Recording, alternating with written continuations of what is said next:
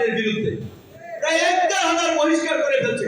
কাজী এরা যদি বিএনপির কেউ নাম বিক্রি করে আপনারা দাঁড়িয়ে যান, আমার মনে হয় না বিএনপির কোন নেতা তাকে রক্ষা করার জন্য পাশে দাঁড়াবে।